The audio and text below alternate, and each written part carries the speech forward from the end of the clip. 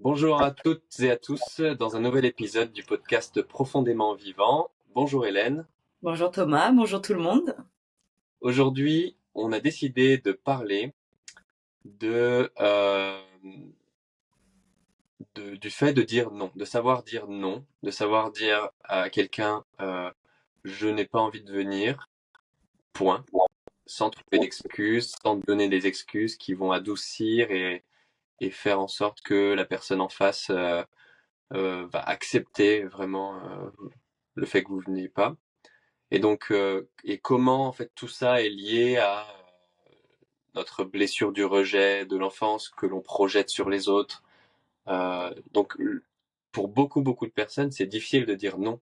C'est difficile de dire j'ai juste pas envie. C'est difficile de dire j'ai pas, j'ai. Des fois, on dit j'ai pas le temps. Et ça aussi, c'est une excuse un peu pour adoucir parce que ou j'ai non, j'ai pas d'argent. C'est vraiment on, on, on, on met dans des choses extérieures, le temps, l'argent, notre propre responsabilité, nos propres désirs et la peur de blesser l'autre en disant que on n'a juste pas envie.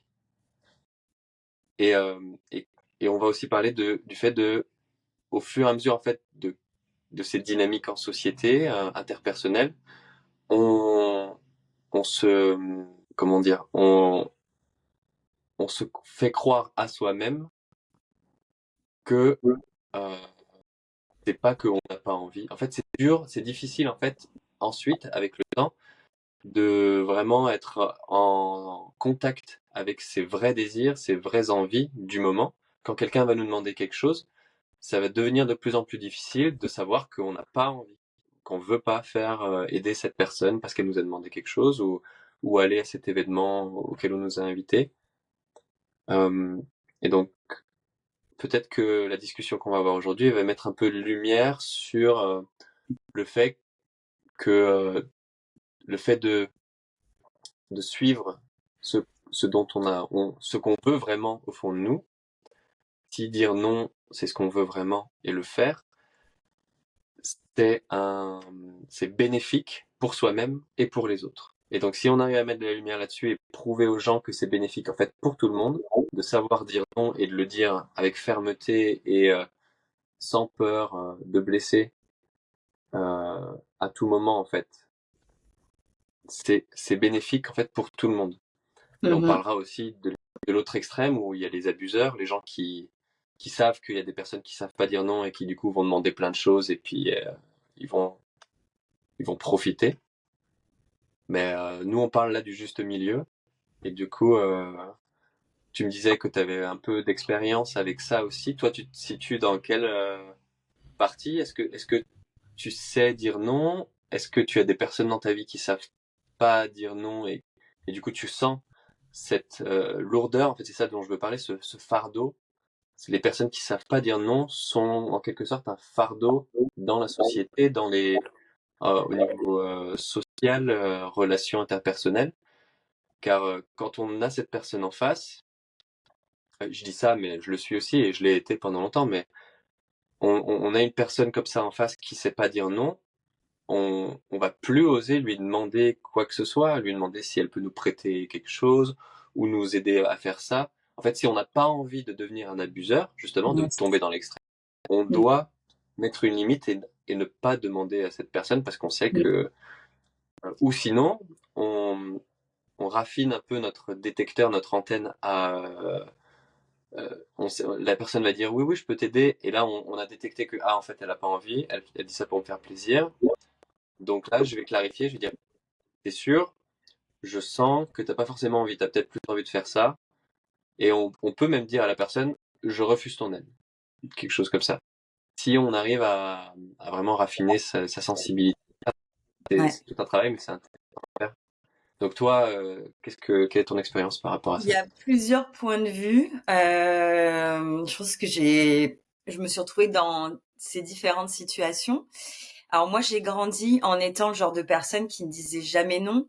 Je pense que c'est clairement connecté à cette blessure de l'abandon ou du rejet. Arrivé à un stade où en fait, Si, ben, j'avais littéralement pas le temps, pas l'énergie, pas l'envie, je disais quand même oui, et à m'épuiser et à qu'on me tire sur la corde. Et il y a une phase dans ma vie, je pense que ça a dû commencer il y a peut-être 6 ans, où j'ai commencé à me rendre compte que c'est bon là au bout d'un moment. Et quand j'ai commencé à dire non, il y a certaines personnes qui se sont révélées être un petit peu dans l'abus et dans le contrôle, parce que tout allait bien tant que j'acceptais tout. Et en fait, c'est quand j'ai commencé à dire non pour me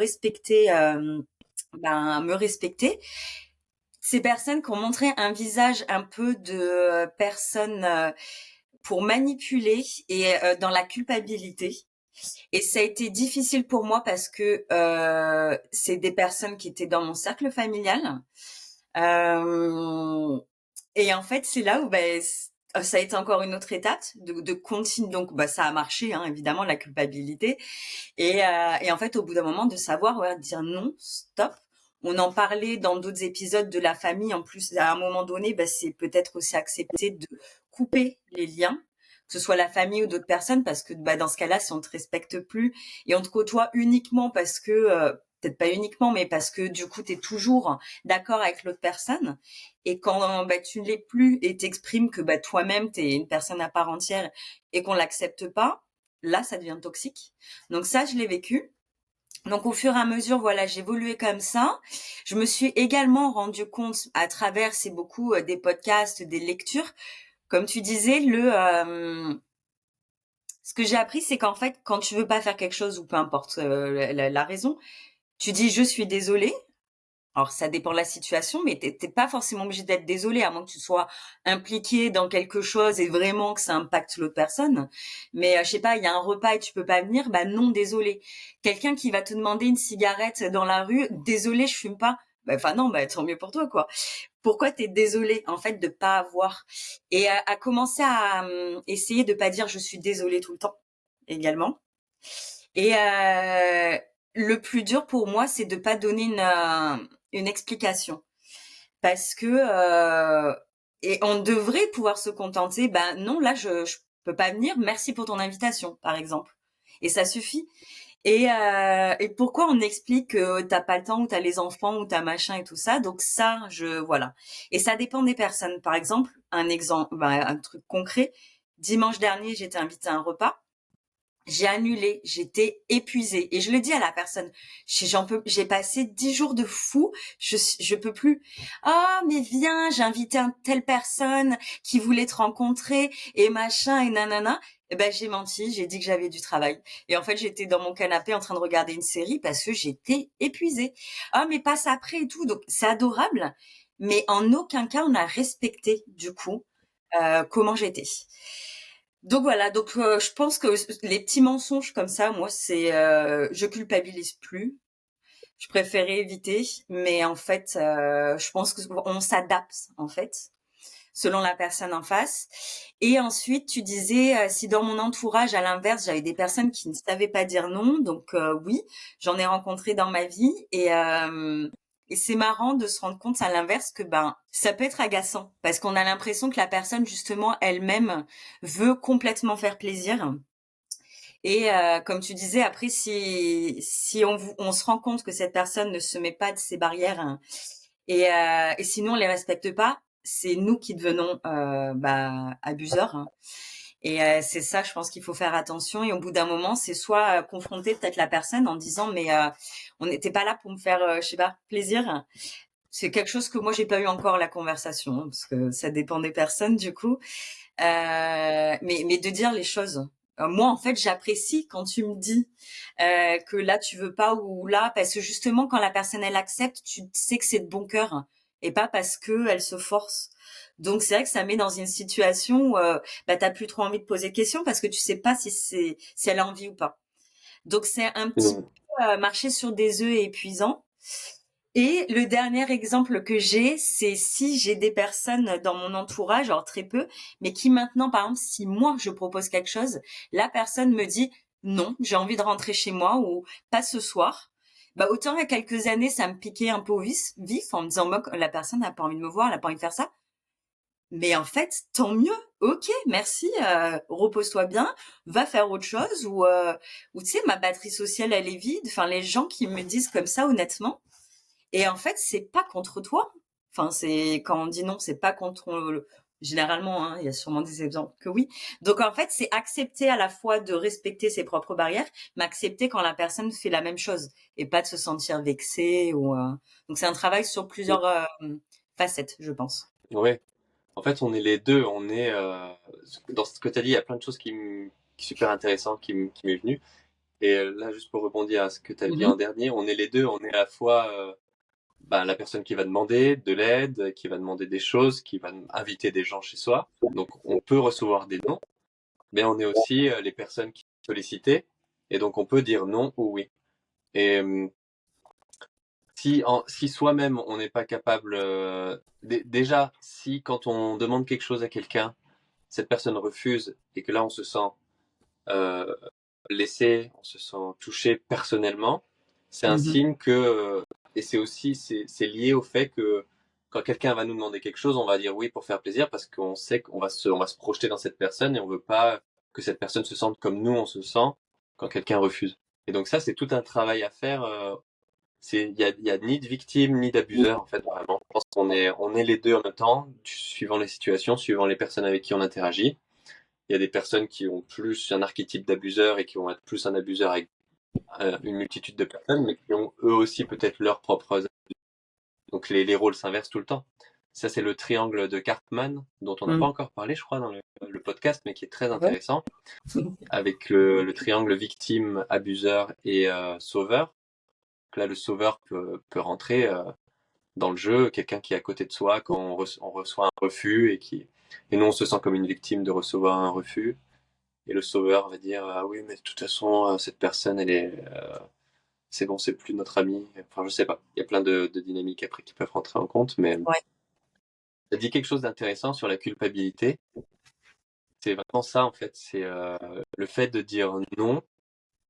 On va recevoir des signaux extérieurs de culpabilité, ou même si la personne en face qui a reçu le non est très bien avec le non, on va se sentir coupable, ou il y a quelqu'un dans notre famille qui va dire ah mais t'aurais dû y aller, c'est sympa. Ça aurait Mhm. été plus sympa. Là maintenant, qu'est-ce qu'elle va penser, cette personne, de toi? Tu sors jamais. C'est Et, vrai. et donc, la culpabilité, c'est vraiment, je pense que c'est ça la clé, la base du fait enfin, les personnes qui savent pas dire non, c'est les personnes qui veulent éviter de se sentir coupable. Et s'asseoir avec sa culpabilité, c'est un super exercice pour devenir plus soi-même et rentrer plus en contact avec ses désirs profonds dont je parlais plus tôt. Que ce soit culpabilité ou la peur, ça peut être la peur du reproche, euh, ou d'autres sentiments un peu négatifs. On en a en nous qui bouent, qu'on refoule, et donc ces moments-là, ce sont des opportunités pour évacuer. Comme une cocotte minute qui évacue de la vapeur, on a de la vapeur en nous qui sont toutes ces émotions un peu négatives, cette culpabilité, cette honte, et on a besoin de situations extérieures pour nous ouvrir les valves et utiliser ça comme des opportunités plutôt que d'éviter ces moments inconfortables. Et moi, j'ai vraiment vu que l'une des choses les plus transformatrices, l'un des exercices les plus transformateurs, c'est vraiment de s'asseoir avec ses émotions négatives, de les accepter complètement, de les ressentir dans son corps et de juste, ouais, sans créer des histoires mentales par-dessus, mais vraiment rester autant de temps que possible tant que la sensation est là. Et les accueillir et voir ça comme une opportunité. Donc, il y avait une autre chose que tu as dit aussi sur le fait que ça t'agace quand les personnes savent pas dire non. Ça, tu peux l'utiliser. Les personnes, je pense, peuvent le sentir. Tout le monde peut le sentir, ça. Euh, Même si aujourd'hui, il y a peut-être certaines personnes qui voient les personnes qui disent oui tout le temps comme quelque chose de bien. Mais à un certain niveau, en dessous, sous le tapis, on va dire, il y a cette lourdeur. Bon, je pense qu'on peut tous la ressentir, le fait de, on va arrêter, on va se sentir coupable, justement dans l'autre sens, on va se sentir coupable de demander des choses à cette personne. Donc on Mhm. va arrêter parce qu'on veut éviter la culpabilité. Et en fait, ça coupe la connexion entre humains, ça. C'est pour ça que c'est une maladie dans la société aujourd'hui. Ça empêche la connexion. Là, je sais, moi je vis dans un village, les personnes sont très individualistes et ça, on le sait. Ça fait des années qu'on tend vers l'individualisme et c'est vraiment une société qui est malade et qui devient malade. Mais là, on parle, du coup, dans cet épisode-là, on parle d'un des euh, virus qui est entré dans la société, le fait de pas savoir dire non, et qui fait qu'on se coupe entre nous. On peut plus demander à quelqu'un un service sans avoir peur qu'il va dire oui juste pour nous faire plaisir et qu'ensuite Mhm. on va devoir payer entre guillemets d'une quelconque manière le fait qu'il nous aide, que ce soit même payer, ça peut être se sentir coupable pendant quelques jours parce que cette personne-là nous a aidé contre son cœur et du coup après elle est tombée malade, je sais pas. Et donc il y a toutes ces dynamiques-là, on peut faire un shift. Vraiment, le shift il vient des deux côtés, c'est d'un oser dire non, j'ai pas envie, plutôt que de dire non là je peux pas parce que t'as dit des fois. En fait, voilà, il y a autre chose que dans tout ce que t'as dit. Un autre point, c'est que des fois tu vas mentir, tu vas faire un petit mensonge parce que t'as envie que la personne en face te garde un peu en estime, qu'elle reste amie avec toi et que tu sais que cette personne-là, elle n'est pas sur le même niveau de conscience, on va dire, sur le sujet du rejet et elle va se sentir très blessée, donc elle va arrêter de t'inviter peut-être après. Et donc toi, consciemment, tu as envie de garder contact et que tu as envie que cette personne continue à t'inviter la prochaine fois parce que c'est juste aujourd'hui où tu peux pas, où t'as pas envie, où tu es fatigué. Et c'est vrai qu'il y a certaines personnes avec lesquelles il faut enfin, c'est pas honteux non plus de faire un petit mensonge, je pense. Mais Il y c'est en a vraiment avec qui n'écoutent intention. pas, ouais. Pardon. Oui, vas-y, si tu as quelque chose à Non, rajouter c'était là-dessus. juste pour appuyer qu'effectivement, il y a des personnes qui sont pas forcément sur le même niveau de réflexion que toi, le cheminement que tu as fait intérieur, ou dans leur façon d'exprimer des émotions, de respecter celles des autres, et que ça peut pousser à certains mensonges. Donc, gardons en tête qu'un Mm, mensonge parfois peut être bénéfique, on va dire dans un sens. Il faut pas que ça affecte l'autre et que ça change. Enfin voilà, quand pas non plus voilà mm, des tromperies, des grosses infidélités, des gros mensonges. C'est pas du tout ça qu'on cautionne. Voilà. Donc mm, tu. c'est vrai. Après, moi, je vois aussi que ce genre de relations-là, ce sont des relations qui nous éloignent de notre essence, de nous-mêmes, de nos vrais désirs intérieurs. Pour moi, quelqu'un avec qui on a une relation amicale ou quoi que ce soit, avec qui on ne peut pas exprimer avec transparence et honnêteté tout ce qu'on a envie d'exprimer. Moi, pour moi, ça serait plus être en phase, enfin dire non clairement. Si cette personne, elle veut sortir de ma vie, bah, elle y sortira. Et en fait, le monde est fait de millions, milliards d'humains. Et donc, rencontrer des personnes, ça peut arriver au prochain coin de rue le lendemain. Pour moi, c'est vraiment. Et puis, en fait, au fur et à mesure qu'on évolue intérieurement et qu'on fait ce travail-là, de savoir dire non, de savoir accepter les noms des personnes en face et d'être quelqu'un qui va être par exemple ah tu veux pas ok super bah la prochaine fois est-ce que la prochaine fois tu veux que je t'invite de nouveau.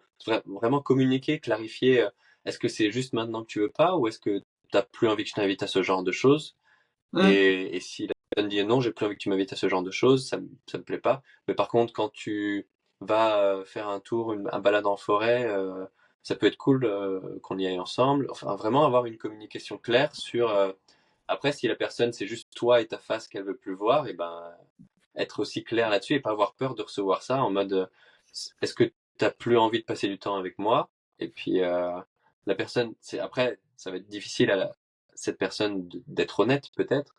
Il y a toujours un seuil, en fait, je pense, au niveau d'avoir peur de mais- blesser la personne en face.